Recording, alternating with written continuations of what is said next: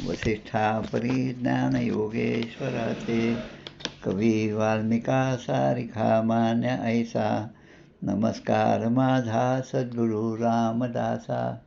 जय जय रघुवीर समर्थ.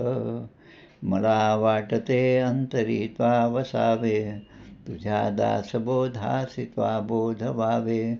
अपत्यापरी पाववी प्रेमग्रासा महाराज या सद्गुरु रामदासा. जय जय रघुवीर समर्थ. शांताकारं भुजगशयनं पद्मनाभं सुरेशं विश्वाधारं गगनसदृशं मेघवर्णं शुभांगं लक्ष्मीकान्तं कमलनयनं योगिभिर्ध्यानगम्यं वन्दे विष्णुं भवभयहरं सर्वलोकैकनाथं.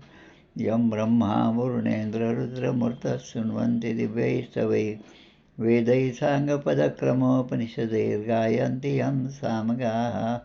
ध्यानावस्थिततद्गतेन मनसा पश्यन्ति यं योगिनो यस्यान्तं न विदुःसुरासुरगणा. देवाय तस्मै नमः. सर्वोपनिषदो गावो दोग्धा गोपालनन्दनः पार्थो वत्ससुधीर्भोक्ता दुग्धं गीतामृतं महत्. गोपाल कृष्ण भगवान की जय. जय जय रघुवीर समर्थ. श्री राम जय जय राम. आज तिथीप्रमाणे पौषवद्य सप्तमी आहे. तारीख आहेच आहे, पण पौषवद्य सप्तमी महत्त्वाची आहे. आजचा दिवस म्हणजे स्वामी विवेकानंदांचा जन्मदिवस आणि तारखेप्रमाणे 12 जानेवारी सन 1863 ते 4 जुलै 1902 असा त्यांचा कार्यकाळ. त्यामुळे स्वामीजींच्या जीवनामध्ये आपण त्यांच्या सगळ्या वाङ्मयाचा अभ्यास केला तर आपल्या लक्षात येईल की त्यांच्या पूर्ण वक्तव्यामध्ये अनेक उपनिषदांचे दाखले त्यांनी दिलेले आहेत. आता जो आपला कठोपनिषदचा भाग सुरू आहे त्या कठोपनिषदामध्ये सुद्धा आता आजच आपल्या पुढे तो श्लोक येणार आहे. उत्तिष्ठत जाग्रत प्राप्य वरांनी बोधत. तो श्लोक आता 12च्या नंतर आता येणारच आहे आता तो श्लोक. आणि अनेक श्लोक त्यांनी उपनिषदामधून घेतलेले आहेत आणि त्यांचं जे प्रमुख व्याख्यान आहे ते शिकागो व्याख्याने 11 सप्टेंबर 1893 ते 27 सप्टेंबर 1893 म्हणजे या शिकागो व्याख्यानाच्या दरम्यान त्यांची अनेक व्याख्यानं त्या ठिकाणी झाली. त्यामध्ये ते सुद्धा त्यांनी उपनिषदांचा उल्लेख केलेला आहे.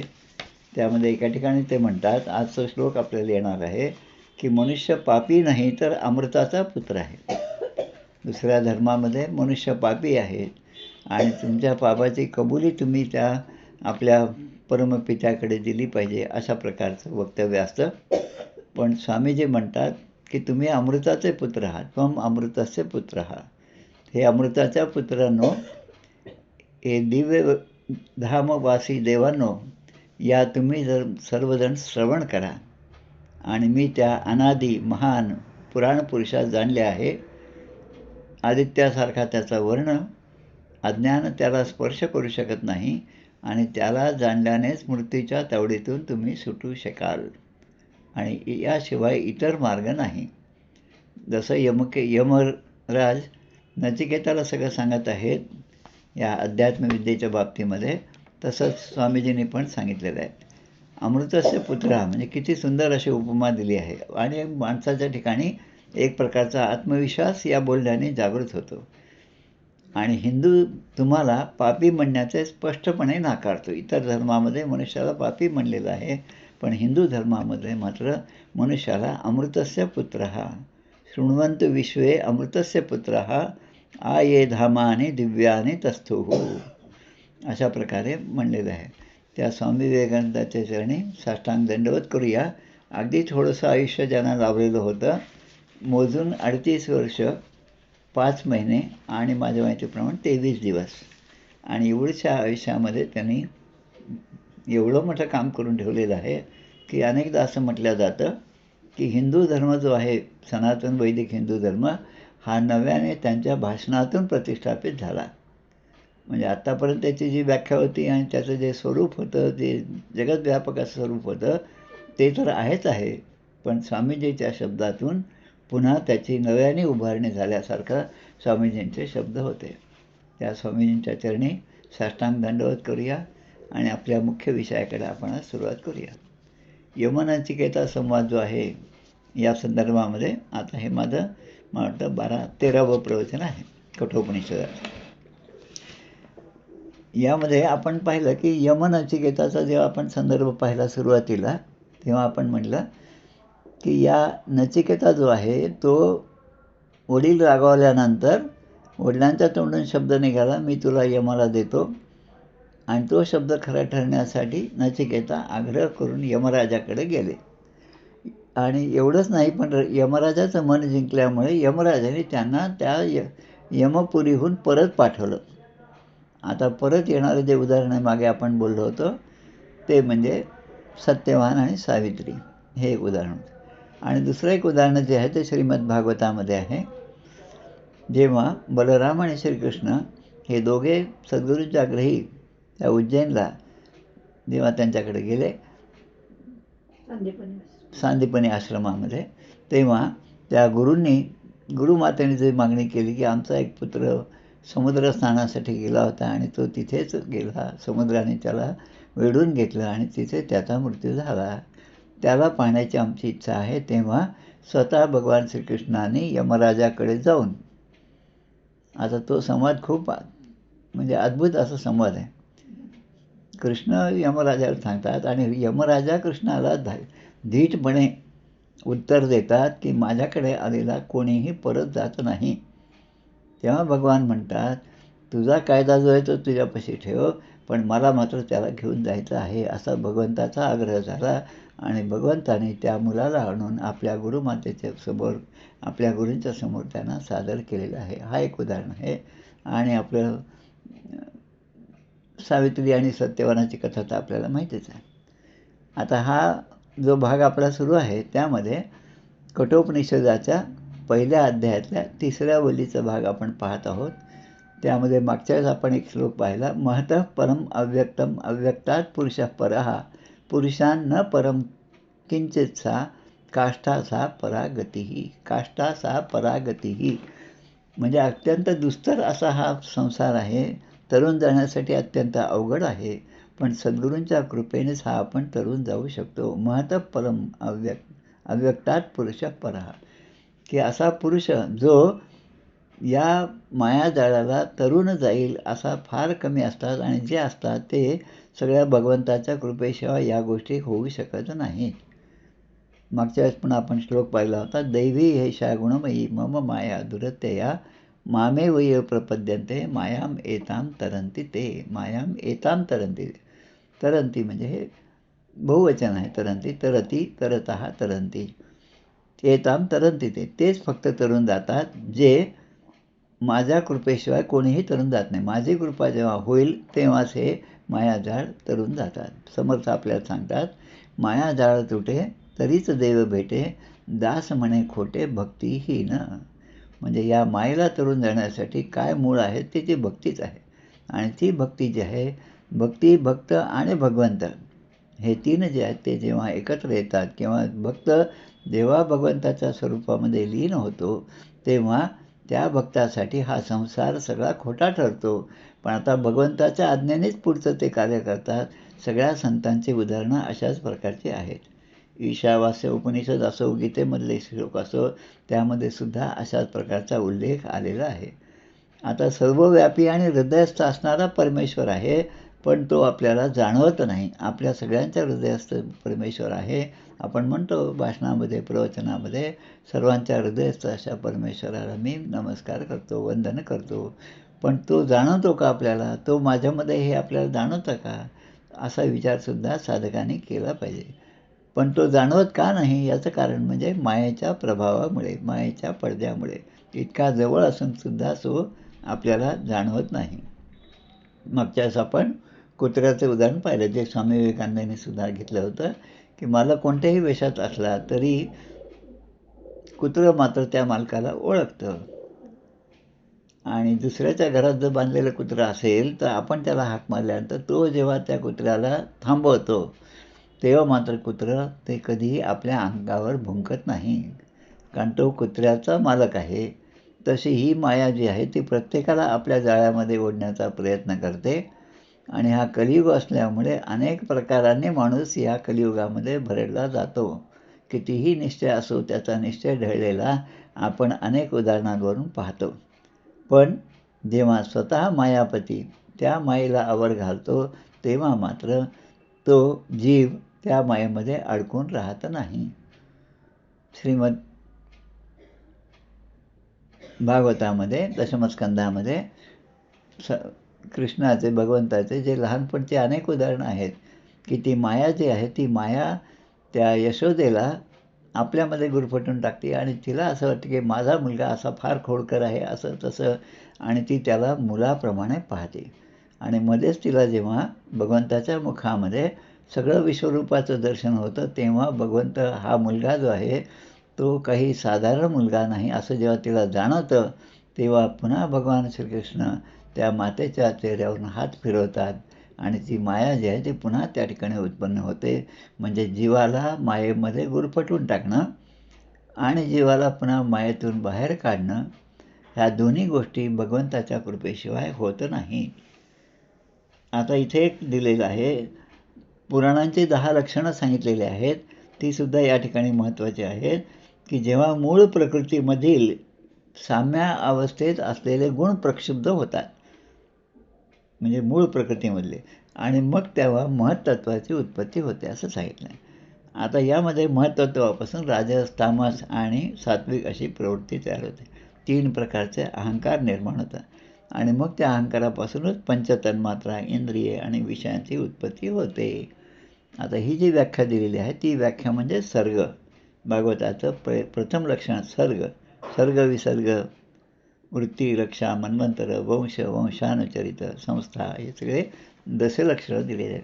आता या दशलक्षणामध्ये आता जे आपल्याला पाहायचं आहे की हा 11वा श्लोक आपण पाहिला, 12वा श्लोक जो होता तो सुद्धा महत्त्वाचा होता. एष सर्वेषु भूतेषु गूढोत्पान प्रकाशते दृश्यते त्वग्रयया बुद्ध्या सूक्ष्मया सूक्ष्मदर्शिभिः. या तिसऱ्या वल्लीमध्ये पहिल्या अध्यायाच्या तिसऱ्या वल्लीमध्ये हा 12वा श्लोक आहे. आता एष सर्वेषु भूतेषु, एष आत्मा, एष हा आत्मा जो आहे जो सर्वांचा आत्मरूप आहे आणि परमपुरुष भगवंत त्या ठिकाणी अंशरूपाने आपल्या सर्वांच्यामध्ये आहे. सर्वेषु भूतेषु म्हणजे सर्व प्राणीमात्रांच्या ठिकाणी तो राहत आहे. आता तो जर त्या ठिकाणी असेल म्हणजे आत्मतत्व काय आहे, ते कसं जाणायचं, त्याचं स्वरूप काय हे या 12व्या मंत्रामध्ये सांगितलेलं आहे. आता हे आत्मतत्व जे आहे ते गूढ आहे. आता गूढ काय असतं, जे मायेच्या पडद्याच्या आड लपवलेलं, जे आपल्याला फार महत्त्वाचं असतं ते आपण तिजोरीमध्ये ठेवतो. आता तिजोरीसुद्धा 10 कुलपं लावून मग त्याच्यामध्ये असते. आता हे कशामुळे, कारण तिला कोणीही घेऊन जाऊ नये. आता ही माया भगवंताची जी आहे ती माया अशा प्रकारची आहे आणि त्याच्या आतमध्ये भगवंताचं वास्तव्य आहे. आता तो भगवंत कसा आहे, ते आत्मतत्व कसं आहे, तर या ठिकाणी सांगितलं दृश्यते त्वग्रयया बुद्ध्या सूक्ष्मया सूक्ष्मदर्शिभिः. आणि ते आत्मतत्व कसं की न प्रकाशते, म्हणजे त्याच्यावर प्रकाश टाकलं तर ते आपल्याला दिसेल. टॉर्चचा प्रकाश टाकलं तर एक अंधारामध्ये असलेली वस्तू आपल्याला जशी दिसते तसं हे आत्मतत्व या जीवामध्ये शरीरामध्ये कुठेही ते सांगता येत नाही आणि सर्वांना ते प्रत्यक्ष दिसत पण नाही. तू सूक्ष्मदर्शिभी, पण ज्यांची केवळ सूक्ष्मदृष्टी आहे. आता अर्जुनाला ते विराट स्वरूप दाखवायचं, भगवंताचं विश्वरूप दर्शन द्यायचं, ते आपल्या साधारण चक्षुने साधारण डोळ्यांनी ते पाहू शकत नाही, ते दिसू शकत नाही आणि जीव त्याला अनुभवू शकत नाही. म्हणून ददामि दिव्य चक्षु, ते दिव्य चक्षु भगवंताने दिले आणि त्यानंतर अर्जुनाला हे सगळं मोठं स्वरूप दिसलं. मागे एकदा 15 दिवस आम्ही हैदराबादला होतो, अपोलो हॉस्पिटलमधल्या एका कार्यक्रमासाठी म्हणून गेलो होतो. त्या अपोलो हॉस्पिटलचं जवळचं एक मोठं मंदिर होतं कृष्णाचं, विष्णूचंच मंदिर म्हणा कृष्णापेक्षा. त्यामध्ये पूर्ण विश्वरूप जे आहे तो सगळा तो पुतळा त्या ठिकाणी होता. ती मुख्य मूर्ती तीच होती विश्वरूप. जवळपास 3 मजले उंची असणारे ते रूप होतं आणि जसं आपण पाहतो म्हणजे आपण जसं चित्रामध्ये पाहतो तसं ते स्वरूप होतं आणि ते स्वरूप केवळ ज्यांना सूक्ष्मदृष्टी आहे त्यांनाच दिसतं. त्या रणांगणामध्ये कुरुक्षेत्रामध्ये एवढं मोठं सैन्य 18 औक्षणी होतं, पण फक्त अर्जुनालाच ते स्वरूप दिसलं. आणि दुसरी सोय म्हणजे त्या संजयासाठी एक सोय केली. दूरदर्शन जसं आपण म्हणतो तसं संजयाला घर बसल्या धृतराष्ट्राने जसे जसे प्रश्न विचारले त्याचं उत्तर संजय देत होता आणि संजय शेवटी गीतेच्या शेवटी म्हणतात ऋष्यामी मुहुर्मुहुः म्हणजे प्रत्येक क्षणोक्षणाला मला या सगळ्या गोष्टीचा आनंद होत आहे, कारण भगवंताच्या कृपेने आज मी या ठिकाणी बसून त्या कुरुक्षेत्रावर काय होत आहे ते मी पाहत आहे आणि पाहून तुम्हाला सांगत आहे. तशी सूक्ष्मदृष्टी जी आहे ती ज्याच्याकडे असेल त्यालाच हे आत्मतत्व दिसू शकते. अतिसूक्ष्म बुद्धी असेल तरच. आणि दृश्यते म्हणजे त्याला पाहतासुद्धा येते. आता यात पुढच्या मंत्रामध्ये असं म्हटलेलं आहे, त्याचं पार्श्वभूमी अशी की पहिल्यांदा माणूस हा विवेकशील असला पाहिजे. विवेकशील म्हणजे ज्याला विवेक समजला आहे, ज्याची धारणा विवेकाने संपन्न आहे, त्याने पुढे भगवंताला शरण जावं. कुठल्याही गोष्टीमध्ये भगवंताला शरण जाणं हे फार महत्त्वाचं आहे. भगवंताला शरण न जाता म्हणजे आता मी एखादी गोष्ट मला मिळवायची आहे आणि मी त्याचा सगळा प्रयत्न करत आहे, ती गोष्ट दुसऱ्याकडे आहे आणि ती मला प्राप्त करायची आहे, तर माझी वृत्ती आर्जवी पाहिजे. माझी वृत्ती अशी नतमस्तक मी झालं पाहिजे. तेव्हा पुढच्याला जरा भरोसा येतो की अरे हा खरोखरच आपल्यापुढे नतमस्तक झालेला आहे, याच्यामध्ये शुद्ध भाव आहे, त्याला ते द्यायला काही हरकत नाही. इदम अथर्वशीर्षम अशिष्याय न देयम यो यदि मोहाद्यासती सपापियान भवती. हे सगळं वेगवेगळ्या स्तोत्रामध्ये जरी म्हटलं असेल तरी त्याचा अर्थ असा व्यापक असाच अर्थ आहे. फक्त अथर्वशीर्षच अशिष्याला देऊ नका असं न म्हणता कुठलीही गोष्ट जी गुह्य गोष्ट आहे ती अधिकाऱ्याला दिली पाहिजे. तो अधिकारी असेल, सगळ्या गुणांनी संपन्न असेल तरच ती त्याला द्यावी. तसं या ठिकाणी जो भगवंताला शरण गेला आहे आणि भगवंताची प्राप्ती होण्यासाठी भगवंता मी तुला शरण आलेलो आहे आणि तुझी प्राप्ती मला व्हावी हा माझा उद्देश आहे. म्हणजे माझ्या ठिकाणी ती तळमळ आहे, ती आर्तता माझ्या ठिकाणी आहे. आपण आरती म्हणतो, आरतीचा अर्थच या ठिकाणी आपल्या त्या वाणीमध्ये, आपल्या त्या उच्चारामध्ये, त्या आपल्या आरती म्हणण्याच्या भावामध्ये आर्तता माझ्या मनामध्ये असलेली ही भगवंताच्या लक्षात आली पाहिजे, तेव्हाच भगवंत कृपा करणार आहेत. मग आता अशी भगवंताची मला प्राप्ती व्हावी यासाठी मी कोणती साधना केली पाहिजे असं या ठिकाणी प्रश्न आला. आता 13व्या श्लोकामध्ये हीच गोष्ट सांगितलेली आहे. 13वा श्लोक आहे तो यच्छेद वांग मनसी. संस्कृतमध्ये श्लोक आपण वाचला तर तो पूर्णपणे संधी करून लिहिलेला आहे.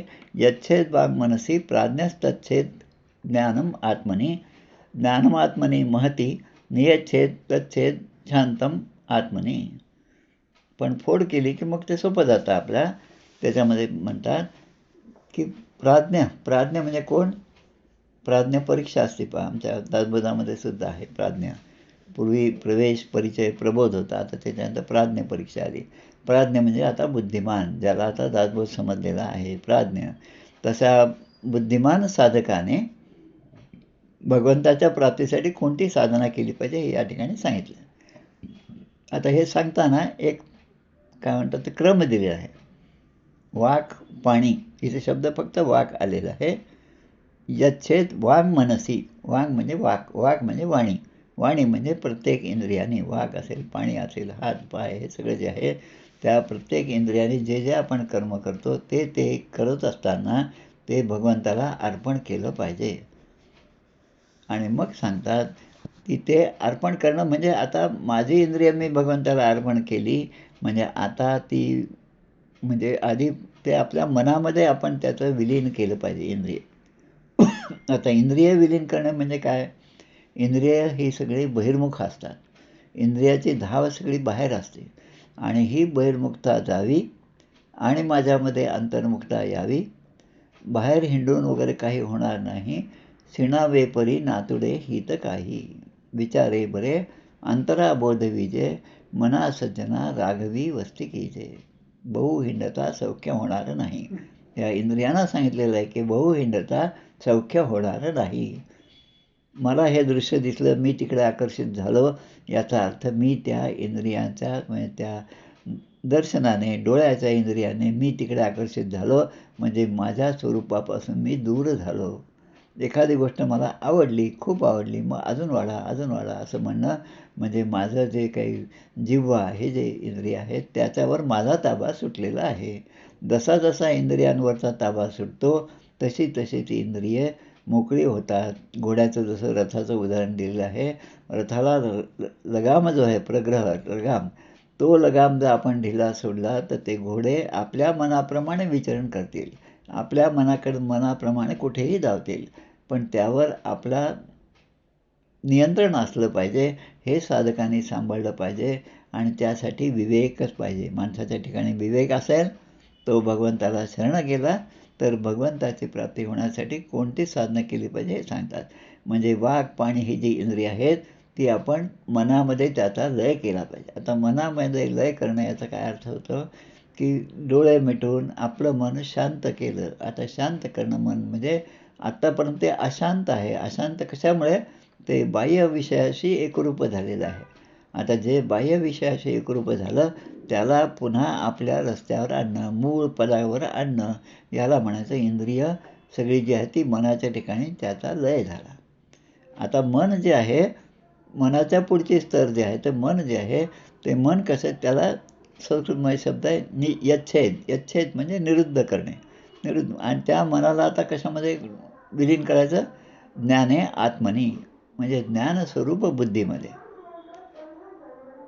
आणि मग ते ज्ञान जे आहे ते पुढे महती आत्मनी, म्हणजे महान आत्म्याच्या स्वरूपामध्ये ते विलीन करायचं. आता या गोष्टी सांगायला खूप सोपं आहेत, पण अवघड आहेत. त्याचं सगळं प्रॅक्टिकल जे आहे ते करणं अवघड आहे. म्हणून इंद्रियांना बाह्य विषयापासून आवर घालायचं आणि मनामध्ये विलीन करणं. इंद्रियाद्वारे कोणतेच बाह्य व्यवहार होणार नाहीत. आता इथं जर पाहिजे असेल तर आपल्याला जडभरताचं आख्यान जे आहे ते अगदी व्यवस्थित त्याप्रमाणे लागू होतं की मनामध्ये ते कोणी आलं आणि आपल्याला काही काम सांगितलं, लगेच जडभर ते कामासाठी निघून जायचं. आता त्यामध्ये यांना त्रास झाला तरी ते बोलायचे नाही, यांना आनंद झाला तरी ते बोलायचे नाही. ते भोई आहे, तो एक भोई आजारी पडला, मग त्या राजाने यांना पकडून नेलं त्याच्या सैनिकांनी. लगेच हे उठले आणि त्यांच्याबरोबर गेले. आता तू बरोबर चालत नाहीस म्हणून ते पालखी खालीवर होत आहे, राजाला ते पालखीचा दांडा डोक्याला लागत आहे, राजा संतापलेला आहे आणि मग म्हणतो तुला चालता येत नाही का? तर मला तर चालता येतं आणि तुझं असा चाललास तर मी तुला दंड करतो. ठीक आहे, तुम्ही दंड द्या. म्हणजे कुठल्याही गोष्टीमध्ये स्वीकार्य आहे. कुठलीही गोष्ट, मग ते चांगलं असो, सत्कार असो किंवा अपमान असो, प्रत्येक गोष्टीकडे पाहण्याचा विचार एक वेगळ्या प्रकारचा आहे. म्हणजे आता ते इंद्रिय मनामध्ये झाले आणि मन बुद्धीमध्ये लीन झालं आणि हे सगळं महत्त्वामध्ये विलीन झालं. आता मनामध्ये विषयच उत्पन्न होणार नाही, कारण विषयजनित सुखे सौख्य होणार नाही हे लक्षात आल्यामुळे आता विषयाच्याकडून मला सुखाची प्राप्ती व्हावे असं वाटण्यापेक्षा हे सगळे विषय मी माझ्या ताब्यात ठेवतो आणि मी निर्विषय होतो. आता निर्विषय म्हणे विष कसं असतं असा एक शब्द आलेला आहे, दासबोधामध्येच आहे. जो निर्विष आहे तो म्हणतो विष कसं असतं, म्हणजे विषयाची चव त्या निर्विष जो आहे त्याला येणारच नाही. म्हणजे विषयामध्ये काय सुख आहे त्याला समजणार नाही, कारण तो स्वतःच निर्विष झालेला आहे. अशी झालं तर मग ते ज्ञानस्वरूप हे बुद्धीमध्ये विलीन करावं, म्हणजे मनाची स्वतंत्रताच राहणार नाही आणि एक मात्र आपली बुद्धी जी आहे ती निश्चयात्मक बुद्धी झालेली असेल. अशी जी अवस्था आहे तेव्हाच तो जीवात्मा शुद्ध स्वरूपात विलीन होईल आणि मग ते शेवटी परब्रह्माच्या स्वरूपामध्ये लीन करणे, म्हणजे बाह्य वस्तूची आठवणसुद्धा राहणार नाही. आता इतकं मन जर लीन केलं भगवंतामध्ये तर त्यामध्ये आपली साधना श्रेष्ठ होईल आणि त्या भगवंतापर्यंत जाण्याचा मार्ग जो आहे तो सुकर होईल.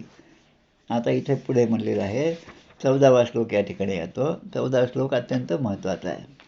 उत्तिष्ठत जाग्रत प्राप्य वरान्य बोधत क्षुरस्य धारा निशिता दुरत्यया दुर्गम तत्कवयो वदंती. तत्कवयो वदंती म्हणजे आत्तापर्यंत जेवढे मोठे ज्ञानी पुरुष होऊन गेले, ज्यांनी या सगळ्याचा अनुभव घेतला, परब्रह्मस्वरूपाचा अनुभव घेतला आणि ते देहाने या जगामध्ये आहेत आणि सगळं कार्य करत आहेत, त्यांच्या अवस्थेकडून मग विचार केला. मग ते म्हणतात की उत्तिष्ठत जागृत प्राप्य बलांनी बोधत. म्हणजे आपल्यासाठी सांगितलं आहे की आत्तापर्यंत म्हणजे माणसाला, जीवाला सांगितलेलं आहे, परमेश्वरापासून तू वेगळा झालास. सागरापासून वेगळा झालेला थेंब जो आहे, तो थेंब स्वतःला थेंब समजायला लागला.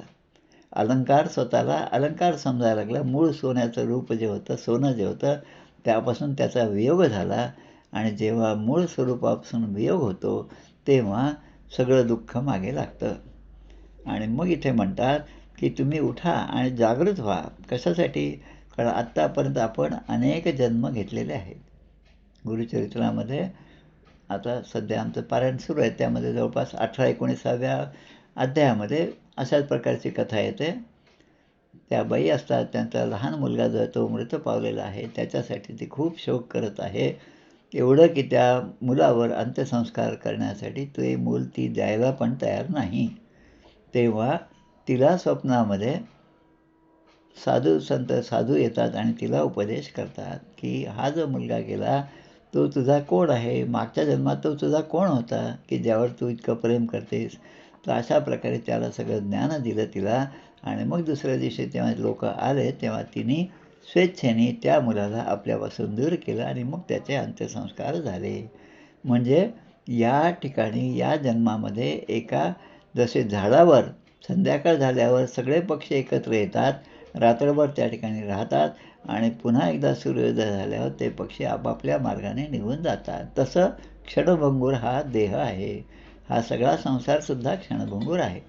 पूर्व संसाराची पूर्ण जर आपण त्याचं मोजमाप केलं, कल्पांत या सगळ्या गोष्टी जेव्हा आपण शिकतो, तेव्हा लक्षात येतं की आपलं 50, 70, 75, 100 वर्षाचं आयुष्य म्हणजे त्या दृष्टीने काहीच नाही. 0.0000 अगदी कितीही झिरो टाकली तरी कमीच होतील, इतकं क्षणभंगूर आहे. पण हे जेव्हा लक्षात येईल तेव्हा या ठिकाणी या उपनिषदामध्ये सांगितलेलं आहे, उत्तिष्ठत जागृत्य प्राप्य बलांनी बोधत. ते जीवात्म्याला सांगतात, जीवाला सांगतात की अरे आता तरी जागा हो, इतके तुझे जन्ममरण झाले, अनेक योनीमध्ये तू भटकला आहेस, 84 लक्ष योनी. आता त्यांची यादीसुद्धा खूप मोठी आहे. दासबोधातसुद्धा ते 9 लक्ष जलचर, दशलक्ष प्राणी, अशा सगळ्यांची पूर्ण यादी दिली आहे. अगदी 84 लाखाचा सुद्धा हिशोब दिलेला आहे. एवढा हिशोब तर आपल्या कुठल्याही बॅलन्स शीटमध्ये इतक्या प्रामाणिकपणे होत नाही आणि नसतोच तो, कारण त्यामध्ये स्वार्थ असतो. आणि मग म्हणून त्यासाठी CAची अपॉइंटमेंट आहे आणि त्यासाठी टॅक्स आहे, त्यासाठी टॅक्सची चोरी आहे. या सगळ्यामध्ये मूळ काय आहे तर स्वार्थ माणसाचा जो आहे, मोह जो आहे, लोभ जो आहे, तोच या सगळ्यांच्या मुळाशी आहे. आणि जोपर्यंत हे षडवैरी आहेत तोपर्यंत खरं सुख माणसाला प्राप्त होत नाही. आणि म्हणून इथे उपदेश केला की आता हे दुर्लभ मनुष्य शरीर तुला प्राप्त झालेलं आहे आणि तरी पण तू असाच जर झोपेमध्ये, निद्रेमध्ये आणि असावधानतेमध्ये तुझं आयुष्य घालवत असेल तर हे योग्य नाही. आणि म्हणून उत्तिष्ठत जागृत. स्वामी विवेकानंदांनी सर्वांच्या मनामध्ये एक प्रकारचं देशप्रेम जागृत केलं. ते जेव्हा जपानला गेले तेव्हा त्यांनी ते जपानमध्ये जवळपास 15 दिवस ते राहिले आणि जपानमधल्या सगळ्यांचं जे देशप्रेम आहे ते पाहून ते म्हणतात की माझ्या हातामध्ये काही शक्ती असते किंवा काय मला काय अधिकार असते तर मी भारतातल्या 500,000 तरुण तरुणींना या ठिकाणी आणलं असतं आणि देशभक्ती काय आहे आणि देशसेवा कशी करायची याचा आदर्श मी त्यांना दाखवला असता, असं ते म्हणतात. कारण हे मनुष्य शरीर दुर्लभ आहे. आता हे मनुष्य शरीर आपला स्वार्थ जपण्यासाठी वापरायचं का या मनुष्य शरीराच्या योगाने आपण परमात्म्याची प्राप्ती करायचं, हे ज्याचे त्यांनी ठरवता त्याला आलं पाहिजे. आणि असं जे ज्यांनी आपला देह सफळ केला आहे, नरदेहाचे उचित काही करावे आत्महित, यथानुशक्त्या चित्त वित्त सर्वोत्तमी लावावे. त्या सर्वोत्तमाच्या पायी आपल्याजवळ असणारी सगळी संसाधने आपण वापरली पाहिजेत, पण असं आपल्या मनात आलं पाहिजे आणि यासाठी हा उपदेश आहे उत्तिष्ठत जागृत. आणि मग ते म्हणतात, आता हा जो मार्ग आहे परमात्म्याच्या प्राप्तीचा, तो कसा आहे? तो काही फार सोपा आहे असं सुद्धा नाही. शूरस्य धारा निशिता दुरत्यया दुर्गम पथस्तत् कवयो वदंती. कवी म्हणजे या ठिकाणी जे ब्रह्मज्ञानी आहे, ज्यांनी या सगळ्या गोष्टींचा अनुभव घेतलेला आहे, ज्यांच्यावर परमेश्वराची कृपा झालेली आहे, ते सगळे सांगतात की हे क्षुरस्य धारा निशिता दुरत्यया, की हे पार करून जाणं फार अवघड आहे. तलवारीची धार असते ती दुधारी तलवार आपण म्हणतो, की दोन्हीकडे धार आहे त्याला. कसंही मारलं तरी ते लागणारच आहे. तर त्या तलवारीच्या धारेवर चालणं किती अवघड आहे. मग ती धार बोथट झाली तर मग थोडाफार आपण चालू शकतो, पण तेही अवघडच आहे. आता अशी अवघड गोष्ट असेल तर त्यावरून चालून जाणं म्हणजे किती कष्टदायक आहे. पण हे कष्ट जर आपल्याला कमी करायचे असतील तर एखाद्या सत्पुरुषाची आपण त्याच्या चरणी नतमस्तक झालं पाहिजे, त्याचे आशीर्वाद आपल्यावर असले पाहिजे. आणि म्हणून त्या ठिकाणी आपण जर नतमस्तक झालो, सर्व आपण त्यांना अर्पण केलं, तर ते अशा ठिकाणाहून अशा वाईट किंवा एखाद्या अवघड दुरत्यया त्याच्या ठिकाणापासून पार करण्यासाठी ते आपल्याला मदत करू शकतात. आणि आपल्याचा कल्याणाचा मार्ग, आपल्याला परमात्म्याचे रहस्य जाणून घ्यायचं असेल तर ज्यांनी हे जाणून घेतलं त्यांच्या पायाशी आपण लागलं पाहिजे. स्वामी विवेकानंद जे सगळे शिकलेले होते ते भगवान रामकृष्ण परमहंसाच्या चरणी नतमस्तक झाले. आणि त्यांनी आता एक एक प्रश्न विचारायला सुरुवात केली. नचिकेताने जसे प्रश्न विचारले तसे त्यांनी सुद्धा प्रश्न विचारले. तुम्हाला परमेश्वराचा साक्षात्कार झाला आहे काय? तुम्ही त्याला पाहिलं आहे का? तेव्हा भगवान रामकृष्ण परमहंस म्हणतात, अगदी स्पष्टपणे मी त्याला पाहिलं आहे. जसा मी तुला पाहतो आहे तसंच मी त्या कालीमातेला, त्या भगवंताला पाहिलेलं आहे. आता पुढचा प्रश्न, तुम्ही जर पाहिलं असेल तर मला दाखवू शकता का? जरूर दाखवू शकतो. तू स्वतः तिच्यासमोर जा, कालीमातेसमोर जा आणि तुझं जे काय दुःख आहे, तुझं जे काय मागणं आहे तिला निवेदन कर. म्हणजे अशा प्रकारे खऱ्या सद्गुरूचा संग झाला, त्यांची सत्संगती आपल्याला मिळाली तर आपल्याला चांगल्या प्रकारे मार्ग मिळत जातात. आणि आता इथे जे सांगतात की अज्ञान निद्रा आहे. क्षुरस्य धारा निशिता दुरत्यया दुर्गम पथम तत्कवयो वदंती. अज्ञान निद्रा म्हणजे अज्ञानामुळे माणूस निद्रेमध्ये आहे. आता त्याच्याच कृपेने हे शरीर प्राप्त झालं आहे, मग त्याचं आता तरी आपण सोनं केलं पाहिजे. विवेक चूडामणी नावाचा भगवान आदिशंकराचार्यांचा ग्रंथ आहे, तो जरूर वाचा. विवेक चूडामणी, त्याचं नाव विवेक चूडामणी. आता चूडामणी म्हणजे विवेकाने प्राप्त झालेलं असं मौल्यवान अशा गोष्टी आहेत जे त्यामध्ये सांगितलेल्या आहेत. नित्य काय, अनित्य काय, सार काय, असार काय, जो विवेक पाहिजे तो निर्माण होण्यासाठी काय करावं हे विवेक चूडामध्ये म्हणून शिकता येतं. त्यामधला एक श्लोक आहे, दुर्लभम प्रेम एतत् देवानु अनुग्रह हेतुकम. 3 गोष्टी दुर्लभ आहेत देवाचा अनुग्रह होण्यासाठी. कारण देवाचा अनुग्रह झाल्याशिवाय आपल्याला हे सगळं समजणार नाही. हे कसं आहे ते क्षुरस्य धारा निशिता दुरत्यया असं असलं तरीसुद्धा भगवंताची कृपा झाली तरच मी ते सगळं तरून जाऊ शकतो. आणि मग म्हणून 3 गोष्टी कुठल्या, तर त्या 3 गोष्टीपैकी पहिली गोष्ट आपल्या सर्वांनाच प्राप्त झालेली आहे, मनुष्यत्वम. अनेक जन्माच्या गटांगळ्या खाल्ल्यानंतर आता आपल्याला हा नरदेह प्राप्त झाला आहे. या नरदेहाची निसंबंधे बहुत पावले उत्तम पदे अशी गॅरंटी आपल्याला समर्थाने श्री ग्रंथराज दासबोधामध्ये दिलेली आहे. आता जेव्हा बहुत पावती उत्तम पदे, पण त्याचे पुढं काय अजून एक कंडिशन टाकली, अहंता सांडूनी स्वानंदे सुखी झाले. अहंता, अहंकार तो जोपर्यंत जाणार नाही तोपर्यंत भगवंताची प्राप्ती नाही. मनुष्यत्व, आता मनुष्यत्व सगळ्यांना प्राप्त झालं, पण त्यामध्ये सुद्धा 4 प्रकार केले, बद्ध, मुमुक्षु, साधक आणि सिद्ध. मनुष्यत्व, मग मुमुक्षत्व. बद्ध आहे त्याला तर कोणत्याच गोष्टीची गरज नाही, तो म्हणतो मी आहे त्या परिस्थितीत खूप चांगला आहे. तुम्हाला काय डोक्याला त्रास द्यायचा ते ग्रंथ वाचा आणि तुम्ही तुमच्या समाधानात राहा, मला काही अशा गोष्टी शिकवू नका, असा बद्ध म्हणतो. कारण त्याला चांगल्या गोष्टीची जाणीवच नाही. मग आता चांगल्या त्या गोष्टीची जाणीव कोणामध्ये निर्माण होईल की ज्याचा भाग्याचा उदय झालेला आहे. त्याला असं वाटतं, अरे मी विनाकारण या बंधनामध्ये अडकून पडलेलो आहे, त्याच्या ठिकाणी आता मी मुक्त व्हावा असा विचार त्याच्या मनामध्ये येतो. आणि तो विचार म्हणजेच मुमुक्षत्वम. श्री ग्रंथराज दासबोधामध्ये असे 4 समास आहेत. त्यामध्ये बद्ध, मुमुक्षु, साधक आणि सिद्ध या 4ही अवस्था खूप चांगल्या प्रकारे दिलेल्या आहेत. मला असं वाटतं श्रीमद भागवतासारखा एक ग्रंथ आणि ग्रंथराज दासबोधासारखा दुसरा ग्रंथ, असे 2 ग्रंथ असले तर माणसाला कुठल्याही ग्रंथातला उपदेश सहजपणे तो आपण स्वीकारू शकतो आणि तो आपल्याला पटवू शकतो. कारण समर्थांनी अशी कुठलीही गोष्ट सोडलेली नाही की ज्याचे दाखले यामध्ये आहेत किंवा नाहीत अशी शंका माणसाच्या मनामध्ये निर्माण होणार नाही.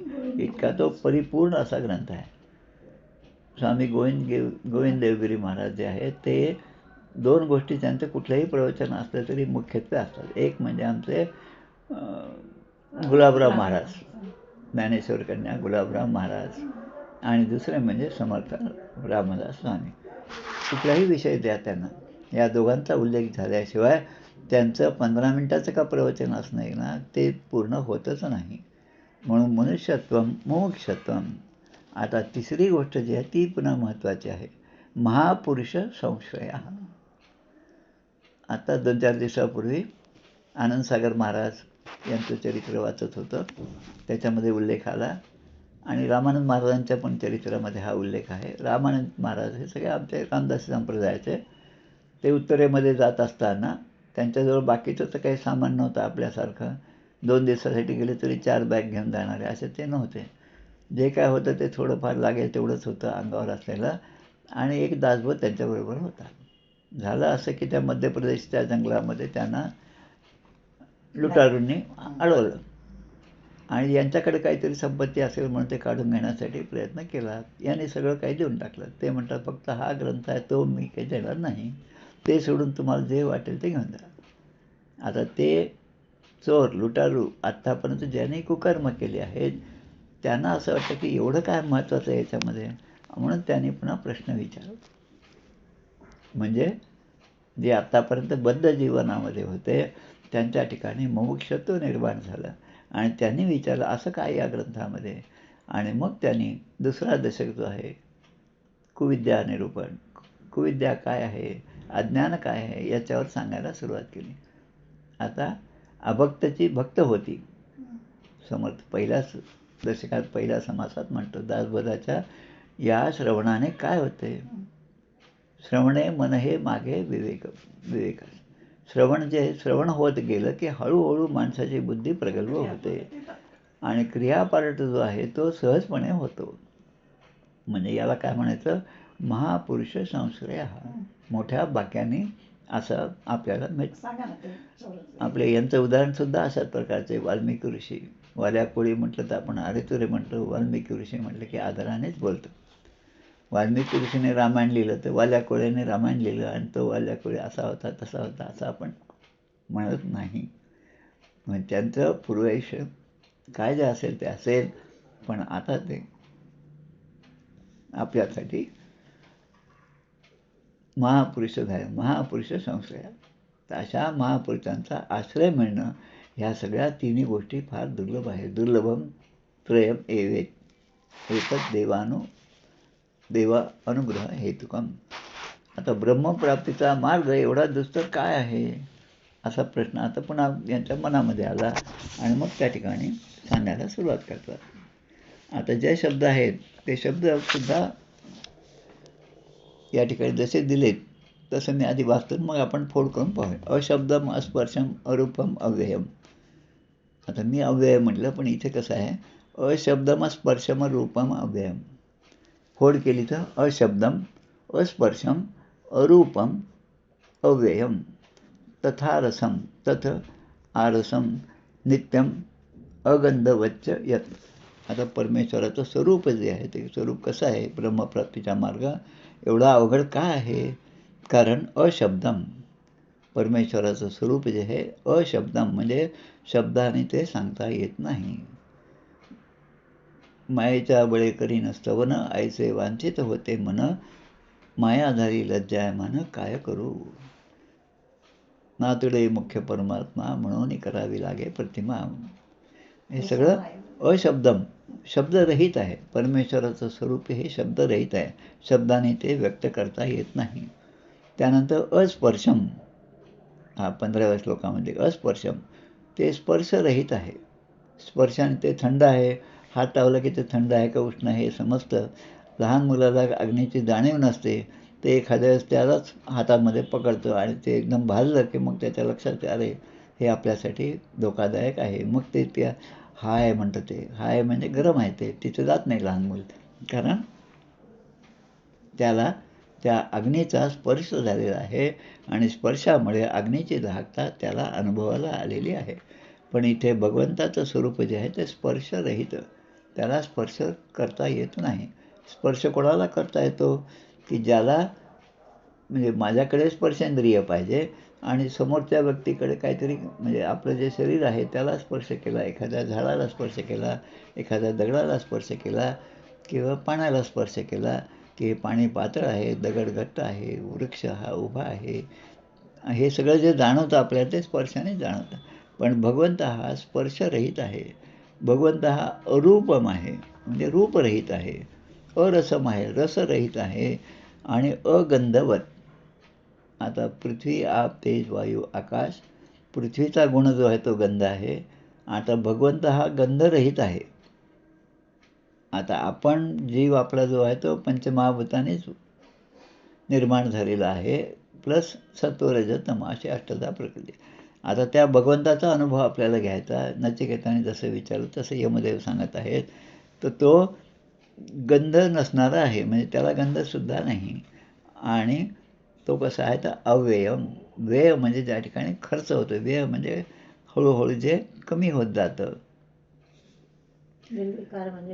त्याच्यानंतर नित्यम दशक 9 आणि समास 1 जो आहे आशंका निरूपण श्री ग्रंथराज दासबोधा म्हटला त्यामध्ये असेच प्रश्न विचारलेले आहेत. आणि हेच प्रश्न याच वेगवेगळ्या स्वरूपामध्ये आमच्या मिरजच्या मठाच्या वीणाबाईंनी समर्थांना विचारलेले होते. आणि ते त्या ठिकाणी जसं आपण शेगावच्या मंदिरात जाऊन पाहतो वेगवेगळे असे चित्र लावलेले आहेत, तसं मिरजच्या मठामध्ये असे सगळे चित्र लावलेले आहेत. पुढे त्याचं स्वरूप आहे तो नित्य आहे. आपण अनित्य आहे. अनित्य आणि शरीराने विभो नैव शाश्वत. काहीच शाश्वत नाही. अनित्य शरीरच अनित्य आहे. पण मजा अशी आहे की त्या अनित्य शरीराने त्या भगवंताची प्राप्ती होते. जे शरीर सदा क्षीण होत जातं, क्षय होत जातं, त्या शरीराने भगवंताची प्राप्ती होते. म्हणजे देह हे परलोकाची तारू. हा देह जो आहे तो परलोकाचा तारून जाण्यासाठी हे साधन आपल्याला भगवंताच्या कृपेने मिळालेलं आहे. त्यामुळे त्याचं स्वरूप जे आहे ते जाणून घे. म्हणून या ठिकाणी निचाय तन मृत्युमुखात प्रमुच्यते या 15व्या श्लोकामध्ये निचाय. निचाय म्हणजे काय, त्याचं स्वरूप जाणून घेतल्यानंतर मृत्युमुखात म्हणजे मृत्यूच्या मुखामध्ये आपला जो प्रवेश प्रत्येकाचा होतो, प्रत्येक जीवाचा होतो. कारण मृत्यू जो आहे तो सगळ्यांचा संहार करणारा आहे आणि ती भगवंताची आज्ञा असल्यामुळे मृत्यू हा प्रत्येकाच्या ठिकाणी असतोच. उपजेते नाशे नाशेते पुनरपि जसे का घटिका यंत्र जैसे. घटिका यंत्र जसं आहे, घटिका यंत्र म्हणजे ते असतं काचेचं उपकरण असतं. आजकाल मिळतं ते दुकानात सुद्धा मिळतं 15-20 रुपयाला. एका बाजूला वाळू असते आणि ती वाळू हळूहळू खाली सरकत दुसऱ्या बाजूला जाते.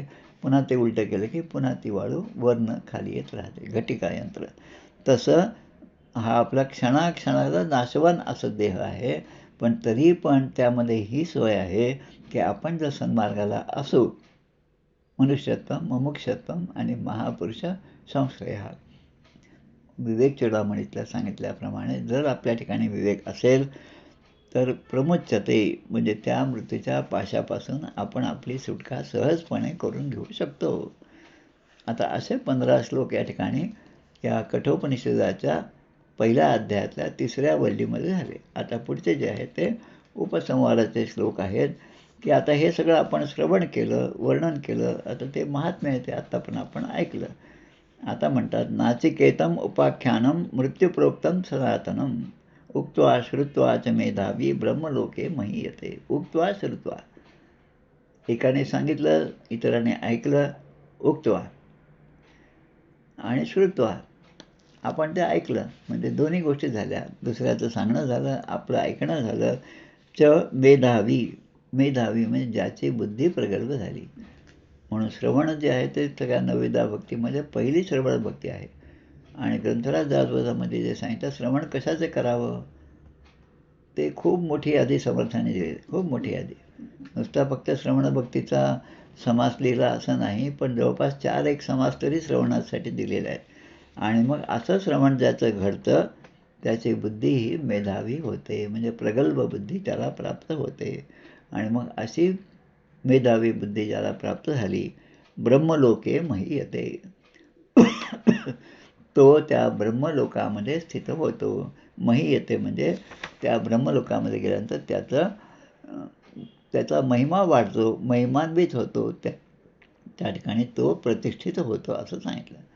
आता या सगळ्यासाठी ते म्हणतात की या अध्यायामध्ये नचिकेताला यमराजाने जो उपदेश दिला आहे तो उपदेश काही फार मोठा असा नवीन नाही, स्पष्टपणे सांगितलं आहे. आता आपण एवढं जे विवेचन ऐकलं 11-12 प्रवचनातून 12-13 आहे याचं, त्यामध्ये लक्षात आलं असेल की आपण जे जे सांगितलं ते सांगत असताना आधार इतर सगळ्या ग्रंथाचा घेतला. याचाच अर्थ प्रत्येक ग्रंथामध्ये तेच तत्त्व पुन्हा पुन्हा सांगितलेलं आहे. आता बुद्धिमान मनुष्य काय करेल की हे परंपरागत ज्ञान आहे, हे ज्ञान काही एकाच पुस्तकात आहे असं नाही, अनेक ग्रंथामध्ये ते आहे. आणि समर्थ आपल्याला सांगतात परमेश्वराचे अनंत गुण, मनुष्य काय सांगावी खुण, परंतु अध्यात्मग्रंथ श्रवण होता उमजे. परमेश्वराचे गुण अनेक ग्रंथाने गायलेले आहेत. आता त्या आध्यात्मिक ग्रंथांचं श्रवण आपलं झालं पाहिजे. श्रवण भक्ती पहिली भक्ती सांगितलेलं आहे. आणि असं जर झालं तर श्रवण केल्यानंतर हे सगळं भगवंताचं वर्णन श्रवण केल्यानंतर माणूस जो आहे तो ब्रह्मलोकामध्ये प्रतिष्ठा प्राप्त करतो. आणि शेवटच्या श्लोकामध्ये 17व्या श्लोकामध्ये या ठिकाणी म्हटलं आहे, य इमं परमं गुह्यं श्रावयेत ब्रह्मसंसदी प्रयतः श्राद्धकाले वा तदानंत्याय कल्पते तदानंत्याय कल्पत इति. असं म्हणून हा 17वा श्लोक या ठिकाणी पूर्ण होतो. 17व्या श्लोकाचा म्हणण्याचा अर्थ काय, जो माणूस विशुद्ध होऊन सावधानतया शृणू असं म्हणलेलं आहे. आता श्रवण केल्याचे फळ क्रिया पार्ट येतात का. आणि दुसरे, आता अवधान ऐकली दिजे मग सर्व सुखासी पात्र होईजे, मग हे प्रतिज्ञोत्तर माझे उघड ऐका. ज्ञानेश्वरांनी माऊलींनी 9व्या अध्यायामध्ये पहिल्याच श्लोकामध्ये म्हटलं, राजविद्या राजगुह्य. पहिलीच ओळी अशी आहे की आता श्रवण करा. आणि कशाला, कारण ते अवधान ऐकली दिजे, आपलं मन जे बाहेर भरकटलेलं आहे ते सगळीकडे भरकटल्यामुळे श्रवण जे करतो ते श्रवण फक्त होत असतं, फिजिकली होतं, पण मेंटली ते आपण ग्रहण करत नाही. आणि मग बाहेर आल्यावर मग आपण हो खूपच छान झालं, खूप छान सांगितलं, काय सांगितलं काय माहीत नाही, पण बरंच काही छान सांगितलं. म्हणजे आपण ग्रहण काहीच नाही केलं, तिथे फक्त आपण तो श्रोता नव्हे पाषाण मनुष्य वेशे. समर्थ प्रत्येकाचं उत्तर देतं. हेच मला या ठिकाणी सांगायचं की अनेक ग्रंथाचे दाखले जेव्हा आपण वाचतो तेव्हा ती गोष्ट सहजपणे आपल्या लक्षात येते. आणि एकदा लक्षात आली की मग ती चूक आपल्याकडून झाली नाही पाहिजे, याची सावधानता आपण घेतली पाहिजे. अखंड सावधान असावे, दुश्चित कदापि नसावे, त्याचं विजा करीत जावे कोणे एके काळी. तसं मग हे सांगतात की एखाद्या सभेमध्ये जाऊन या सगळ्या गोष्टी श्रवण केल्या पाहिजे. या तत्त्वज्ञानाचं विवेचन जे ते श्रवण केलं पाहिजे. एखाद्या ठिकाणी श्राद्धकाल असेल, ब्राह्मण लोक भोजनाला बसले असतील तर त्या ठिकाणी सुद्धा काही ना काही मंत्र म्हणल्या जातात. त्या मंत्राकडे सुद्धा आपलं लक्ष असलं पाहिजे. आणि मग असं जे तत्त्वज्ञान जो इतरांना सांगतो, श्राद्धकाळी असेल तरी पण सांगतो, ते श्रवण केल्यानंतर जे कर्म आपल्याकडून घडतं ते पुण्यवानच असतं, त्याचं अनंत फळ आपल्याला प्राप्त होतं. आणि एकच गोष्ट 2-2दा 3-3दा सांगण्याचा अर्थ काय आहे की ती गोष्ट फार महत्त्वाची आहे. आपण मुलांना सांगतो, अरे समजलं का तुला पुन्हा एकदा सांगतो, एकदा रात्री सांगतो उद्या असं कर बरं का गावाला जाताना, पुन्हा सकाळी सांगतो आणि पुन्हा तो गाडीत बसल्यानंतर पुन्हा फोनवर सांगतो. काय की जे मी तुझ्याबरोबर दिले ते सगळं व्यवस्थित ठेव, डब्बा बरोबर खा, ते वाया जाऊ देऊ नको. हे सगळं एकच गोष्ट आपण 3-3दा सांगतो, याचा अर्थ ते महत्त्वाचं आहे. तसं या ठिकाणी जरी सगळ्या गोष्टी इतर सगळ्या ग्रंथामध्ये असल्या तरी त्या पुन्हा पुन्हा सांगण्याचा दुरुक्ती जो आहे तो दुरुक्तीचा दोष पत्करून या गोष्टी सगळ्या संतांनी आपल्याला सांगितलेल्या आहेत. आता आपलंच काम आहे की त्या सगळ्या गोष्टी आत्मसात करणं आणि त्याप्रमाणे आचरण करणं. म्हणून ते आचरण तसं झालं पाहिजे. नाही झालं तर मग करंट लक्षणं येतात. समजले आणि वर्तले ते भाग्यपुरुष झाले, या वेगळे उरले ते करंटे जन. असं म्हणून आपण या ठिकाणी या कठोपनिषदाच्या पहिल्या अध्यायामधल्या 3 वेल्ली ज्या आहेत त्याचा विचार आपण केला. आता उद्याच्या भागापासून आपण द्वितीय अध्यायाच्या प्रथम वल्ली, द्वितीय वल्ली आणि तिसरी वल्ली याचा आपण विचार करणार आहोत. जवळपास 60% हे कठोपनिषद आता हे पूर्ण झालेलं आहे. 40% आता राहिलं आहे किंवा 70 आणि 30 असं समजा. आता त्याचा विचार आपण उद्याच्या व्याख्यानात करू, उद्याच्या प्रवचनात करूया. या ठिकाणी आपण थांबूया. गोपाल कृष्ण भगवान की जय. जय जय रघुवीर समर्थ. श्रीराम जय राम, जय जय राम, श्रीराम जय राम. नमस्कार काका.